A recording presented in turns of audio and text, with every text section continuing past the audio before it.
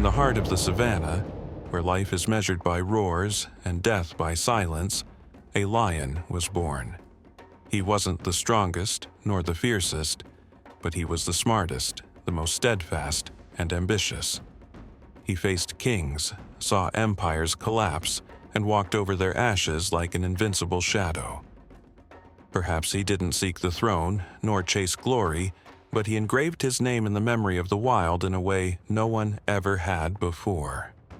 He wasn't just a lion. He was a legend, walking on 4 legs, a ghost that survived the jaws of death and emerged with pride from the heart of battles without bowing to his opponents. This is the story of Pretty Boy, the lion who chose to live free when others chose to die for glory. In this thrilling documentary, we won't just watch, we will feel, we will tremble, and we will respect the greatness of silence and the strength of the one who remains after the roar fades. Get ready. You are about to enter the world of the Mapogo lions, some of the most brutal and blood-soaked lions in the pages of history. Before the emergence of the famous Mapogo coalition, Pretty Boy lived an ordinary life in the wildlands that would later become part of their empire. He wasn't known by that name yet. He was a young lion, still relying on his pride, learning the laws of survival in the wild. The scent of the wind, the danger of crocodile-filled rivers, and the meanings behind roars coming from afar. He watched the older males from a distance, sensing the hierarchy of power, witnessing the cruelty that came with it. He learned early that the world was not ruled by justice but by dominance. His mother cared for him, and his siblings played with him. But the safety of childhood was temporary. All around him, the wild was merciless. Hyenas lurked, and rival males invaded. One day, the dominant male who protected them disappeared. Perhaps he was expelled or killed. From that moment, everything changed. A shadow began to loom over his pride. Over time, the bonds between him and his pride began to weaken. He felt the change in the way adult lions looked at him. They no longer saw a cub, but a rising threat. As with all young males, he was expelled from the pride by the law of nature. He began wandering alone, avoiding stronger males, surviving on leftover kills, searching for a purpose. During his journey, he met others like him, exiles, cubs cast aside by life who chose solitude. Among them were those who would later be known as Mr. T, Kinky Tail, Rasta, Scar, and Makulu. At first, they formed fragile bonds, not out of friendship, but survival. They needed each other. They had nothing. And yet, the future was open before them. With every challenge they faced together, their bond grew stronger. As for Pretty Boy, the silent observer, he began to understand the power of unity. Their lives had changed from being lonely and empty, with no food, no land, no females, into a strong, united group. Their presence together changed everything. When they moved as one, other lions took notice, hyenas fled, and herds scattered swiftly. Indeed, the group began to move with clear goals. They entered lands ruled by dominant males, testing boundaries. Pretty Boy felt the thrill of danger, but also something else. He realized they were not just wandering lions, they could become rulers. It started with nighttime scouting missions, stealing kills and leaving signs in lands not their own. Over time, some of them grew more aggressive, especially Mr. T and Kinky Tail. Their intentions focused on attacking an old coalition in the east. They heard the roars of a pride ruled by aging males and cubs, an ideal opportunity. Pretty Boy wasn't loud or expressive, but he fully understood what the rest of the group wanted. This was their moment. If they succeeded, they wouldn't just survive, they would rule. So he looked at his 5 companions, each carrying their own scars, hunger and determination. There was no going back. The wild had cast them out, but they would return this time as invaders. Despite the rising momentum among the young lions, Pretty Boy may have hesitated. The recklessness of Mr. T and Kinky Tail troubled him.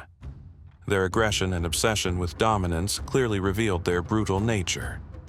He had seen what happens to those who rise too quickly. The wild knows well how to slowly humiliate them. Perhaps he silently questioned whether this coalition was truly a path to survival, or a suicide led by reckless ambition. He didn't seek bloodshed for blood's sake. He knew what war between lions meant. Cubs slaughtered, mothers torn apart, males fighting to the death. He had seen it as a cub. He had smelled the scent of rotting wounds and corpses left behind by fallen kings. Later, when the moment came, when they neared enemy territory, Pretty Boy remained calm, while the others roared with excitement.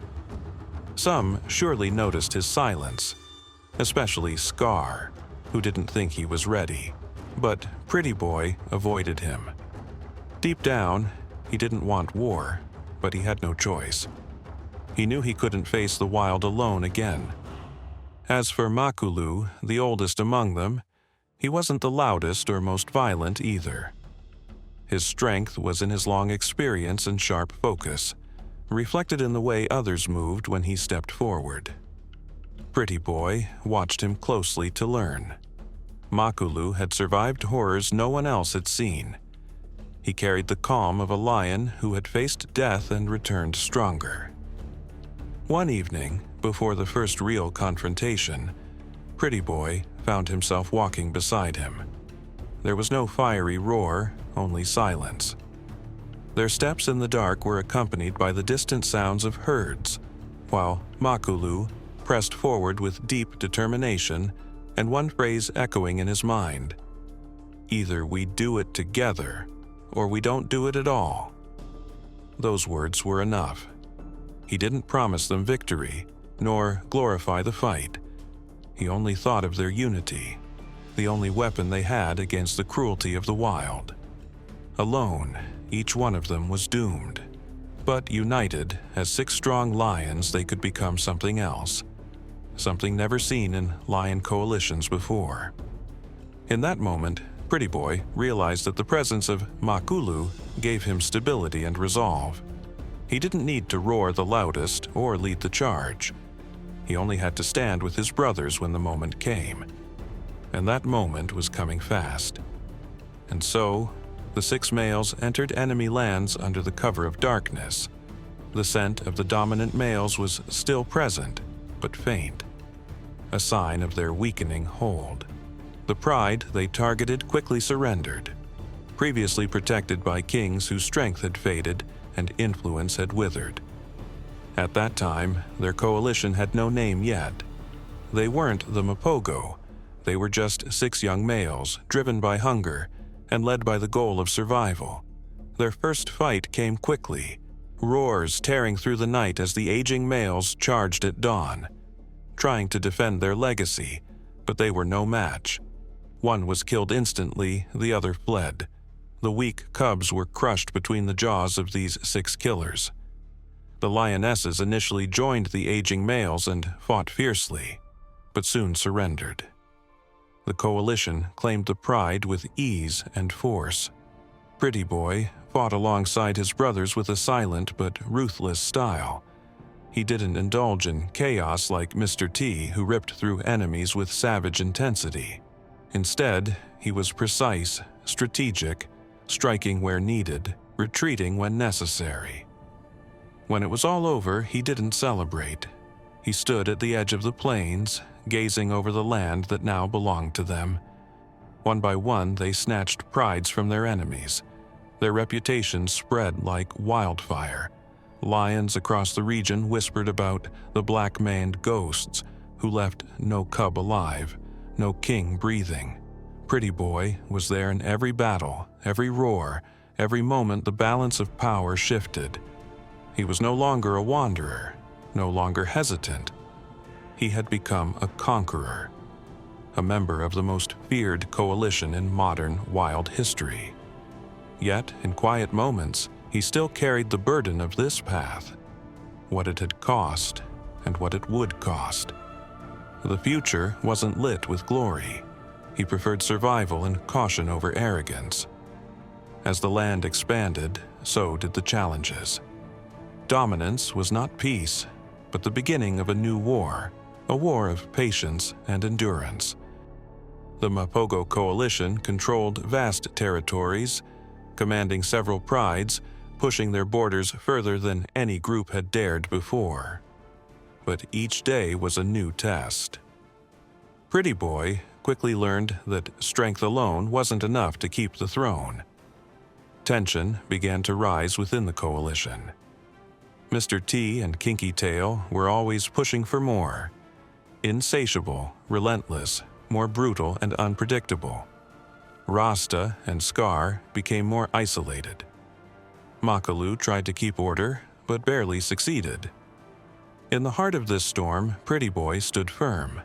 He was respected because he never let bloodlust consume him.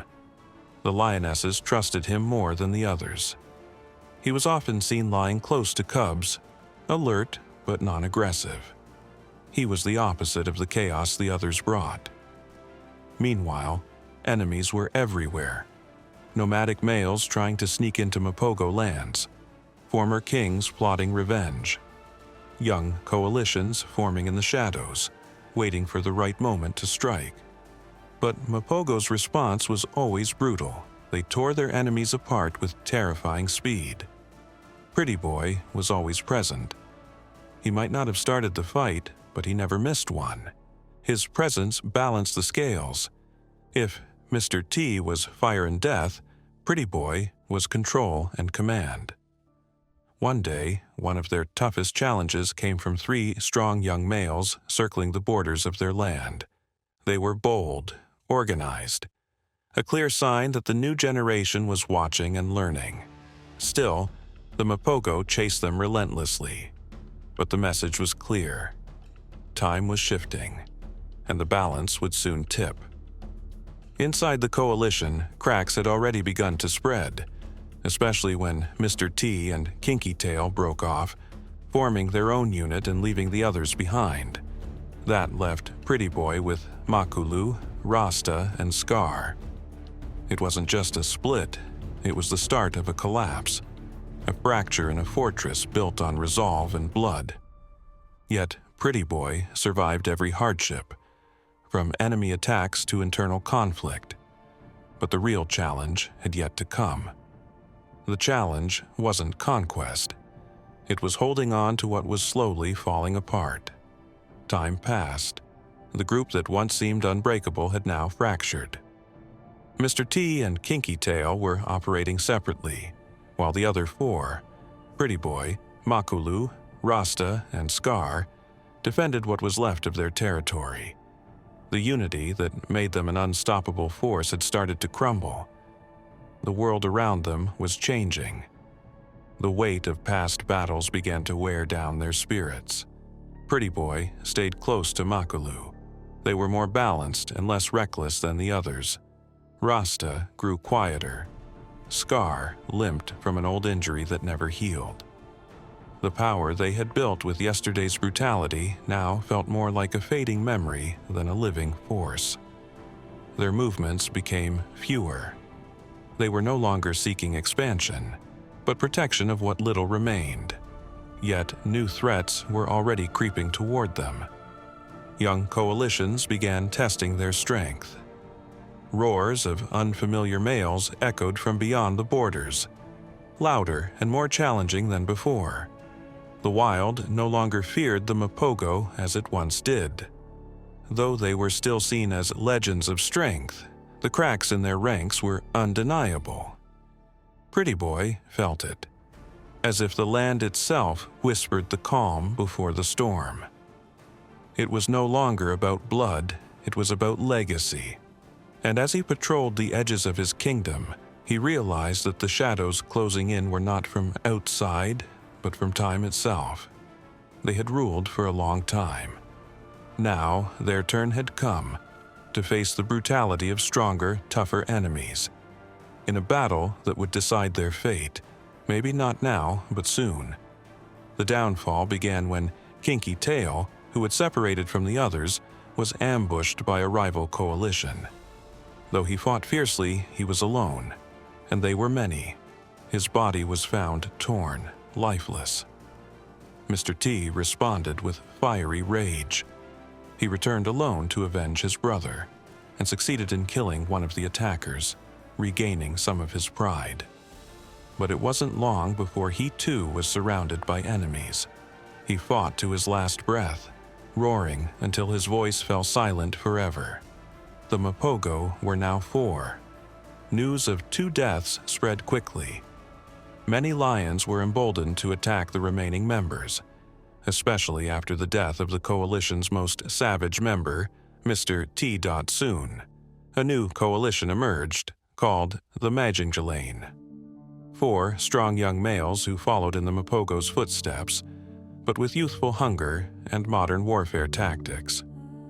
Pretty Boy felt the glory starting to turn against them. Their dominance was beginning to shrink. Then, Rasta suddenly disappeared, likely killed in a skirmish. Soon after, Scar vanished as well. Whether he died or chose exile, no one knew. Only 2 remained, Pretty Boy and Makulu. They roamed together through the remnants of their former kingdom. They were no longer kings, but ghosts, moving silently, avoiding conflict, living on instinct and memory. Pretty Boy no longer sought battle. He sought refuge, peace, a place of safety. But the fierce Majingalane lions had begun to close in. They were strong, young, and more united than the Mapogo had ever been. Gradually, they took over the prides the Mapogo once ruled. The lionesses shifted their loyalty. Even the land itself seemed to forget who once walked it. Still, Pretty Boy didn't flee far from his former kingdom. He moved silently, choosing solitude over war. After facing death countless times, he now chose life. Their downfall wasn't caused by a single battle, but by a slow collapse of everything they had once built. Pretty Boy didn't survive through strength, but through isolation and extreme caution. He outlived all his brothers. He lived to see the rise and fall of the empire they once built, a force that had terrified everyone. He escaped death more than once, and now he roamed the wild as the shadow of a legend. No pride, no land, no kingdom, but he had preserved his life. In a world where strength is often measured by an early death, survival became the real reward. New lands fell under the rule of the Majingalane lions. Their roars filled the night. Their scent marked what was once Mapogo territory. But Pretty Boy had learned something none of them yet knew: how to survive, how to live after glory. He hunted when he could, avoided conflict when needed, and stayed on the move. Some lionesses from his old pride still remembered him, even let him approach. The cubs looked at him with curiosity, unaware of who he once was. He didn't need to reclaim a throne. The throne was already gone.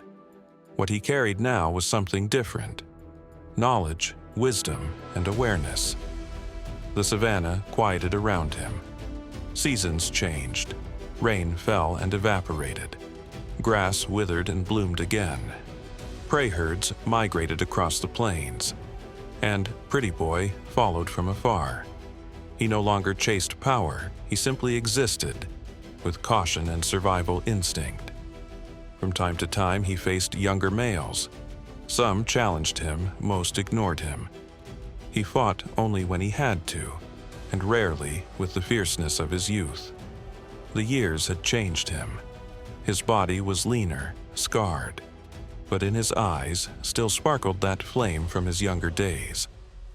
Sometimes he returned to the places he once ruled: the water holes where battles had been fought, the trees where cubs once played, the borders he had marked with his roars.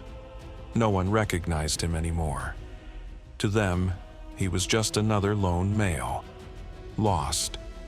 But in the wind, in the rustle of the grass, echoes remained. Faint, perhaps, but real. He had walked through fire, built an empire, lost everything, and still he lived. There were no celebrations waiting for him, no grand return, only a slow journey into the silence he had chosen. In his final days, Pretty Boy walked the edges of forgotten lands. His body slowed, his roar softened, but his eyes still held that same passion for life. Maybe he was no longer the lion he once was, but he was not broken. He entered a new phase of existence, one no longer ruled by dominance, but by wisdom and awareness. He could sense danger before seeing it, move without being seen, preserve energy, let go of things lions usually fight to the death for. He had no pride to defend, no cubs to protect, no land to claim. He had nothing left to prove. Pretty Boy lived for a short time beside a quiet waterhole, visited only by antelope and a few old lionesses. There he found moments of rest, moments of peace. He lay beneath the same stars that once lit his path as a king. In a world that never stops fighting, Pretty Boy became an unforgettable ghost. Despite his long wandering, narrow escapes, withdrawal from war, and solitary walks without fear, his day came. He passed beneath the shade of a tree. No audience, no final roar. He left with the wind, with the dust, leaving behind endless memories. He may not have left a kingdom, or cubs, or a pride bearing his name, but the wild carried his legacy in its plains and hills, as a lion who survived what others couldn't. His story traveled through the savanna, through lionesses who lay beside him, and through the memories of the Mapogo era. Young lions who came after him never saw him, but they lived in a world he and his coalition helped shape. A world still marked by the fearsome imprint of the Mapogo coalition, and the thrilling, intense details of their lives as one of the greatest lion coalitions ever known. In the end, Pretty Boy wasn't the loudest, nor the most savage or destructive, but he was the one who remained. And in the wild, it is the one who remains who tells the greatest stories. Dear viewers, welcome. The time, March 1898. The place, Kenya, east of the famous Mount Kilimanjaro in the harsh Tsavo Desert. This is where it all began. Terrifying stories were passed down, and tragic news spread of men who met their end in the jaws of two of the fiercest lions of the time, who alone were responsible for the deaths of up to 135 people, leaving behind images of the victims and the immense tragedy that befell them. Throughout history, Tsavo lions were known as some of the fiercest man-eating types, despite being smaller than their Serengeti counterparts who lived up the mountain, likely due to their harsh, resource-scarce environment. It was also said that these lions were usually found in small prides, often with only one male for mating, who held exclusive breeding rights. In contrast, most other prides included many lionesses and at least two males. As the slave trade routes developed through Tsavo, Kenya, many traders forcefully marched their captives across the barren lands. Due to the extreme heat, one of the slaves often died along the way, left behind as easy prey for predators. Many believe this gave the Tsavo lions an early taste for human flesh. The tragedy began when a team of Indian workers led by British Lieutenant Colonel John Henry Patterson arrived in Kenya to build a bridge over the Tsavo River as part of the Kenya-Uganda Railway project. It seemed doomed from the start. As Bruce Patterson wrote in his book, The Lions of Tsavo, few men at the end of the railway knew that the name itself was a warning. Tsavo meant place of slaughter in the local language, referring to the killings committed by the Maasai people, who often attacked weaker tribes and slaughtered their men, long seen as an omen of doom by other communities. Shortly after John Henry Patterson and his team began construction, a worker went missing, After searching, his mutilated body was found. Fearing that a lion was responsible, Patterson, realizing the looming danger, set out the next day to stop the horror and track the beast. Instead, he found more bodies, men from earlier missions whose stories had been buried with them. The next day, another of Patterson's men vanished. By April, the number of missing had risen to 17. And that was just the beginning. The killings continued for months, with the clever, elusive lions outwitting every fence, barrier, and trap set up to stop them, causing hundreds of workers to flee and halting bridge construction. The lion attacks devastated the camp. No one could stop the massacres, especially since they often happened at night, when the hungry beasts stalked the workers relentlessly. Screams pierced the night as these savage predators dragged men from their tents into the wild. Most reports claimed 135 people were eaten by the two lions that year. But the company, eager to downplay the incident and avoid inflating the numbers, officially declared only around 30 workers missing. The violence didn't end until January of that year, when Patterson finally hunted the lions down. It wasn't easy. He built thorn barriers, lit night fires, and imposed curfews. Still, the attacks continued, leading fearful workers to believe in curses and even rebel against Patterson. It took Patterson months to kill the terrifying pair of African lions, who had grown massive from gorging on human flesh during months of slaughter. Patterson was instantly hailed as a hero for ending the brutal crime spree and praised around the world. Once the threat was gone, bridge work resumed, and the workers finally regained confidence. The project was completed in February 1899. As a historical memento of the massacre, Patterson kept the lions' skins and skulls. In 1907, he published a best-selling book, The Man-Eaters of Tsavo. A quarter-century later, the skins and bones were sold to Chicago's Field Museum, where they were mounted and displayed to the public as legendary monsters. But the story didn't end there. Bruce Patterson, zoologist and Field Museum curator, spent years studying the lions. Chemical tests on their hair keratin and bone collagen confirmed they had eaten human flesh in the months before being shot. The tests also revealed one lion had eaten 11 people and the other 24, making the actual death toll just 35, far less than Patterson's claim of 135.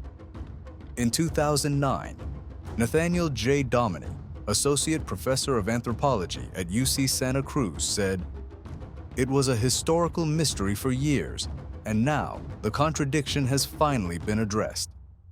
We can imagine the railway company had reasons to downplay the deaths, and Patterson may have had motives to exaggerate them." A second study revealed the lion who ate more people had dental disease, a bad jaw, and skull damage. He likely turned to eating humans out of desperation. Meanwhile, there was a noticeable decline in other prey, mainly elephants.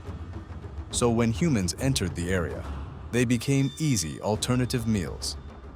Although we know more today about the truth of the Tsavo lions, they remain mythical symbols of their era.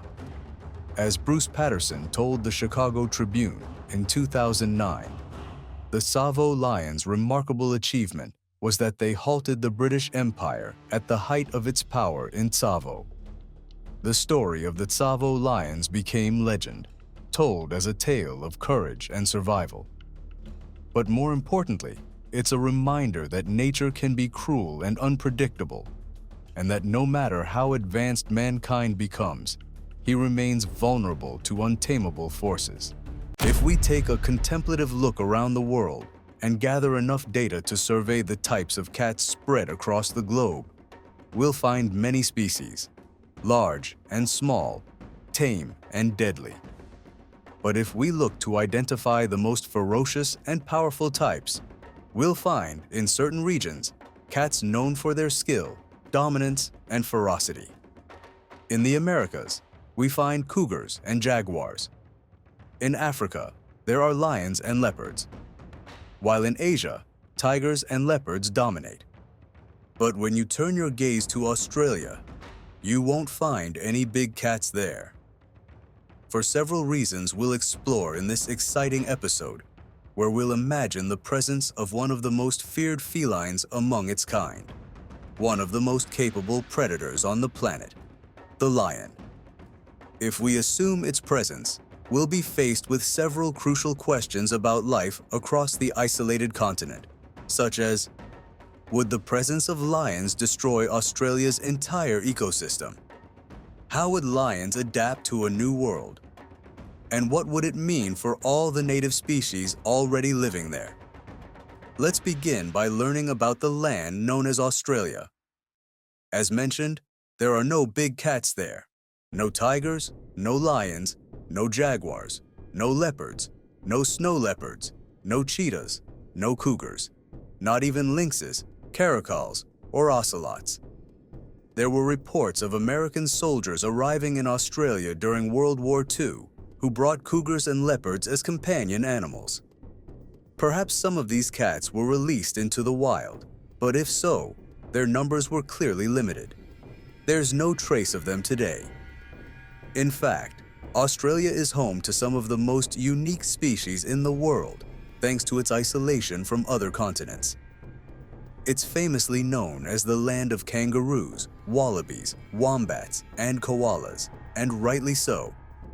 It also hosts many unique mammals and is the only place on Earth that contains all three kinds of mammals: placentals, monotremes, and marsupials. Among its predators is the dingo, the continent's only native wild dog. There are dozens of giant venomous snakes and spiders. If we told you the actual number, it might send chills down your spine.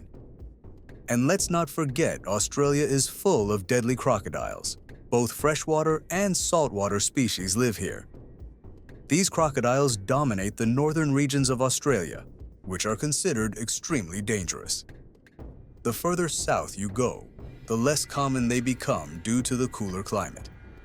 Crocodiles prefer to stay near warm water. Australia lies close to the equator. Its northern parts sit around 9 degrees south, stretching to about 44 degrees south, where the weather becomes colder. That's why Australia has such a diverse landscape: tropical rainforests, mountain ranges, remote inland areas, and deserts in the semi-arid interior. The outback is sparsely populated, with just about 3.4 people per square kilometer, equivalent to around 0.6 people per square mile. So, don't expect to see more than 7 people in every square mile of those vast areas. That's why most of Australia's population lives along the coast or nearby, where conditions are more suitable for humans. So now that we've understood the nature and climate of this continent, we must consider how to gather some lions and prepare to transport them. Let's head out on an exciting journey to Africa to obtain some of these lions. Africa shares many similarities with Australia. One of them is the diversity of habitats, including tropical rainforests, mountain regions, and deserts. Northern Australia lies near the equator, while the equator cuts through Central Africa. When we examine where lions live, we find they mainly inhabit sub-Saharan Africa, avoiding the vast desert. But the areas they do occupy are not tropical rainforests. Lions live in savannas, grasslands, and even dry plains, so they are well adapted to dry heat. They can also be found in mountainous areas, living at elevations up to 3,600 meters on Mount Elgon, along the Uganda-Kenya border, and even near the snow line of Mount Kenya. Therefore, in Australia, lions would likely avoid dense rainforests since they're not their preferred habitat. But they would thrive in the drier regions. The areas lions naturally inhabit rarely dip below 20 degrees Celsius, even in colder months, and they're accustomed to daytime temperatures between 26 degrees Celsius and 30 degrees Celsius. Due to these factors, lions prefer to stay near a permanent water source, but also require ample shade. They spend a lot of time in direct sunlight, so they need cover when necessary. They also prefer dense vegetation, like shrubs and tall grass, vital for hunting. Calling lions killers is no exaggeration. They must hunt to survive. Lions are large carnivores and need substantial meals. So how do you feed a predator that can weigh up to 225 kilograms? Lions prefer large-hoofed mammals, especially zebras, antelopes, gazelles, and buffaloes. These prey typically weigh between 225 and 900 kilograms. And lions don't usually eat alone. There's often a hungry pride to feed. A lion pride may consist of 6, 10, 15, or even more members. That's why they prefer larger prey for the whole group.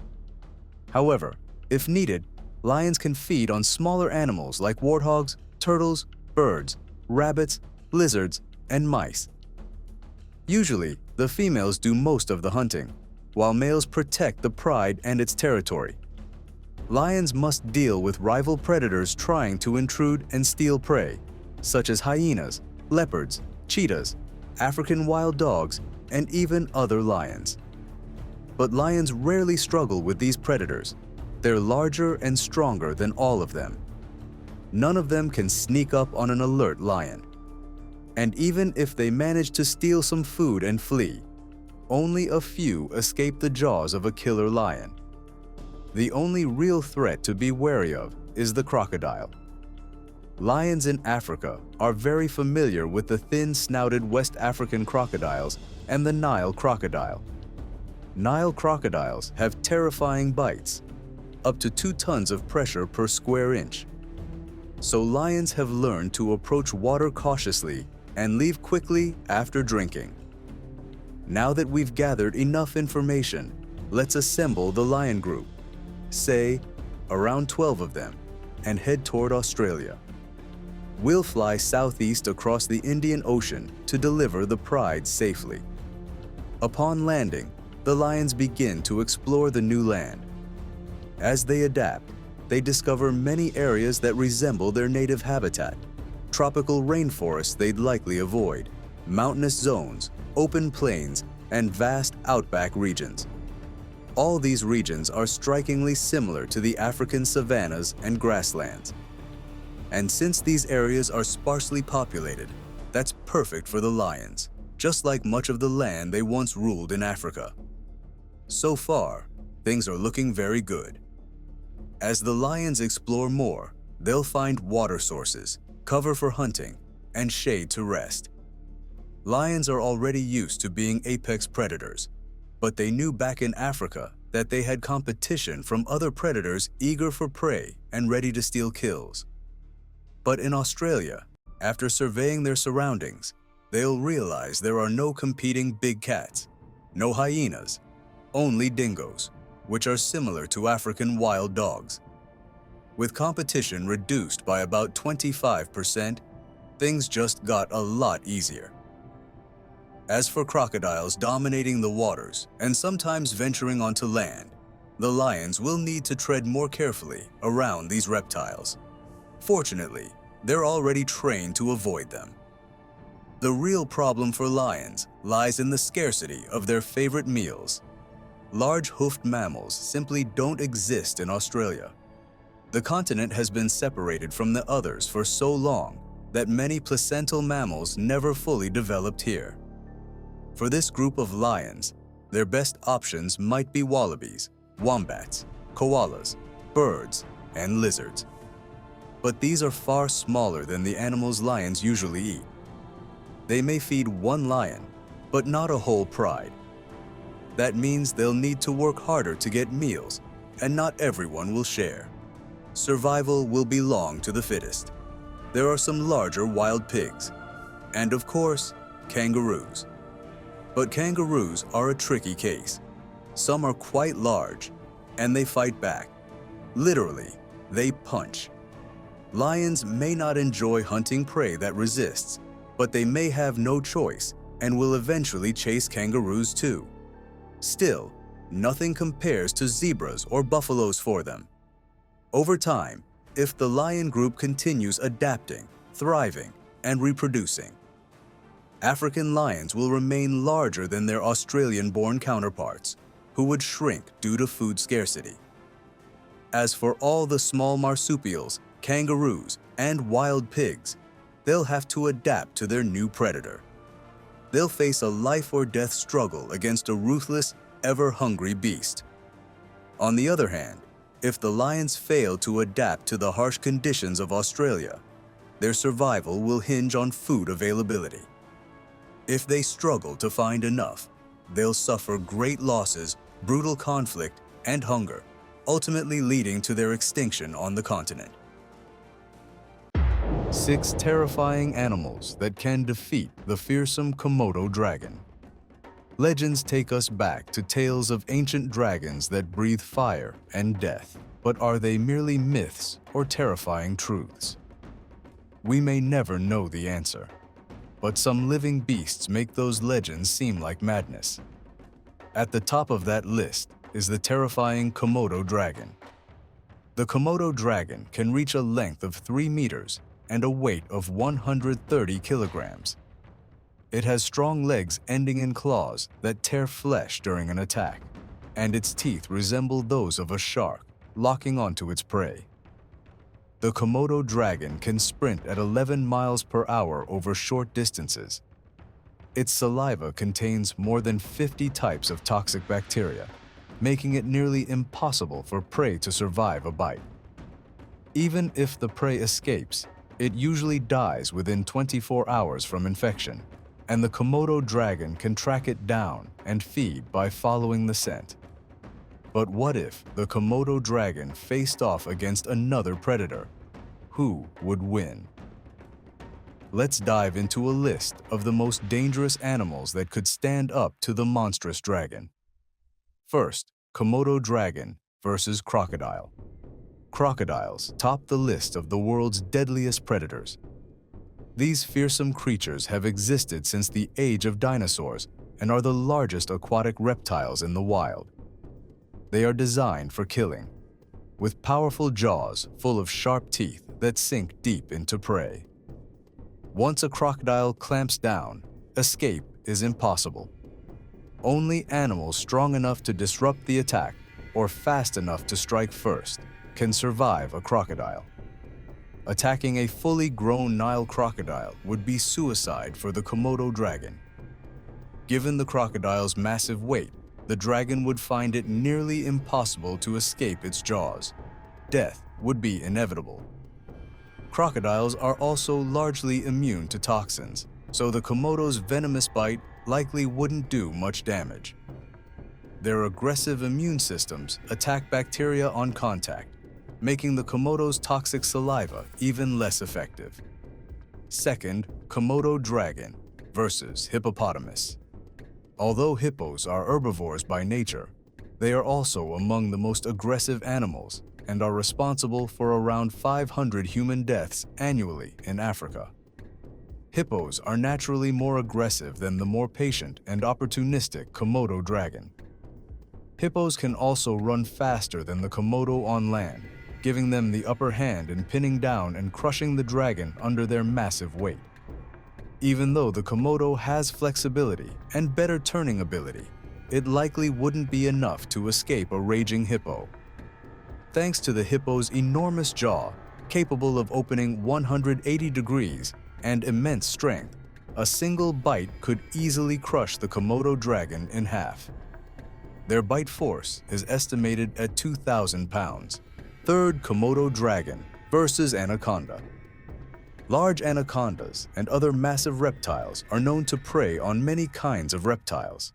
A truly massive anaconda could potentially kill and swallow a Komodo dragon.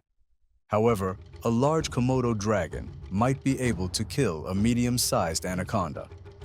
The Komodo dragon has learned over time to use tactical skill to outmaneuver larger prey or avoid deadly jaws. But if it isn't fast enough, the anaconda can crush it by coiling and squeezing until the dragon dies. This crushing could cause internal bleeding, weakening the Komodo, and eventually allowing the anaconda to devour it. Even if the Komodo strikes first with its sharp claws and venomous bite, the venom takes time to act, too slow to stop the anaconda. The Komodo would likely lose the battle. Fourth, Komodo dragon versus tiger. If a tiger and a Komodo dragon were to fight, both might die. Komodo dragons are ambush predators. They attack, bite, release, and then follow their prey until the venom takes effect, then strike again to feed. Tigers are also ambush hunters. They leap from behind and aim for the spine, using a single crushing bite to paralyze or kill their prey. If the tiger jumps on the Komodo dragon, it would struggle against the dragon's armored neck and thick skin. Still, the tiger's immense bite force, which can penetrate crocodile skin, would eventually kill the Komodo. If the Komodo bites first, the tiger might still kill it, but die hours later from the venom. Fifth, Komodo dragon versus the king of the jungle, the lion. The Komodo dragon is the largest and most aggressive lizard on Earth, reigning over some islands in Asia with unmatched terror. But facing a dominant lion would result in a savage fight. Only one would walk away alive. Despite its size, the Komodo would be committing suicide by attacking the lion. The dragon may try to land its lethal bite, but the lion, with its power and intelligent tactics, would likely avoid the hit. The lion's bite force is 650 pounds per square inch, and its heavy paws make every strike dangerous. If the lion survives the bite, it would most certainly kill the Komodo dragon with its claws and fangs. Sixth, Komodo dragon versus the bear. If a Komodo dragon encounters a bear, especially one of the larger species, the bear would likely win. Bears can weigh up to 408 kilograms, many times heavier than the Komodo dragon, which weighs less than a quarter of that. This massive size gives the bear immense power. A strong strike from its claws could tear the Komodo apart. That doesn't mean the Komodo poses no threat. A bite could infect the bear, and the venom might eventually kill it within hours. But thanks to the bear's thick fur and loose skin, it's hard to land a lethal bite. This natural defense makes the bear much harder to kill. The Komodo dragon is no easy prey, but the encounter would likely become a brutal fight for survival.